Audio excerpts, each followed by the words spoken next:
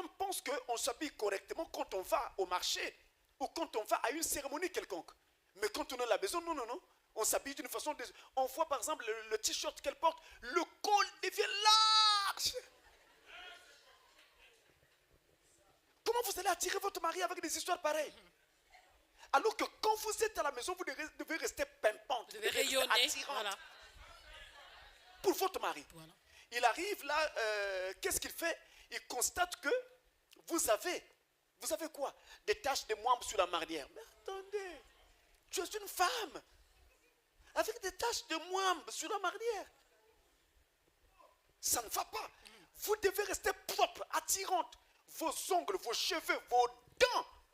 Ah, surtout les dents. L'hygiène bucco-dentaire. Dès lors que vous arrêtez une partie, vous arrêtez de prendre soin, de prendre soin de vous, quelque part, ça crée un mal. Et au bout d'un temps, ce mal s'accroît. Et après, il s'installe. Et quand quelque chose meurt, je vous le dis, parole d'un pasteur, ça fait plus de 30 ans d'exercice. Ça devient difficile à régler.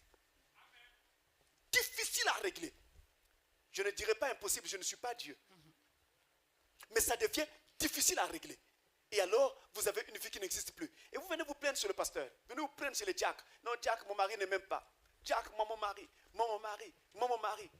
Mais ton mari en question, tu devais le garder. Qu'est-ce que tu faisais pendant tout ce temps? Tu n'as pas écouté. Tu n'as pas pris soin. Donc, c'est un problème sérieux que nous avons. Vous savez, je parlais avec un pasteur. Je lui disais, mon cher, nous avons un problème dans nos églises. Le problème, c'est que nos femmes, je vais parler des chrétiennes, les chrétiennes, généralement, ont un problème de ce côté-là. Elles pensent qu'une fois qu'elles ont gagné le mariage, la séduction est finie. Et quand elles sont dans la chambre, c'est avec son pan. Le pan en question, il y a un fil qui attache ça. Quand il a mis le nœud là, tu ne peux plus enlever. Et vous voyez une femme qui n'utilise pas de parfum, donc elle sent mauvais.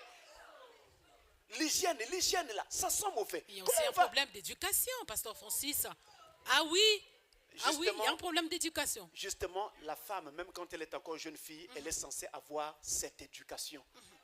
Depuis le domicile parental, sa mère doit avoir joué ce rôle.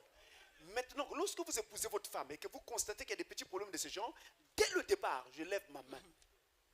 Dès le départ, comblez ce vide-là. Faites tout pour régler ce problème. Le mari doit le faire. Il doit le faire. Il doit donc apporter les informations que la fille n'avait pas eues quand elle grandissait. Si vous ne le faites pas, et vous dites non, avec le temps ça ira, je vous dis qu'avec ces choses-là, l'amour-là, ça ne vient jamais avec le temps.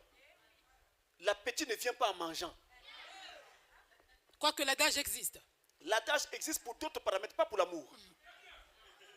Pour l'amour, ça sera de la formalité. Il n'y aura rien à l'intérieur. Et vous allez être là en train comme une sorte de couveuse, pardonnez-moi l'expression, en train juste de lever des enfants. Et vous serez, pardonnez-moi l'expression, une pondeuse. Oh, ce n'est pas vrai, ce n'est pas bon. Une femme doit être aux côtés de son mari. Vous devez projeter ensemble. Vous devez bâtir ensemble. Vous devez parler. Vous devez vivre ensemble. Mais il faut que tu me donnes envie de vivre. Et moi aussi, là, l'homme aussi, dois te donner c'est envie là où de je vivre. devais en venir. Ah oui, l'homme aussi doit donner à sa femme l'envie de vivre. En faisant tout ce qu'il faut. En prenant soin de son corps aussi. En prenant soin d'elle. Parce que c'est aussi l'homme qui doit fournir les moyens pour qu'elle se sente bien. Tout à fait.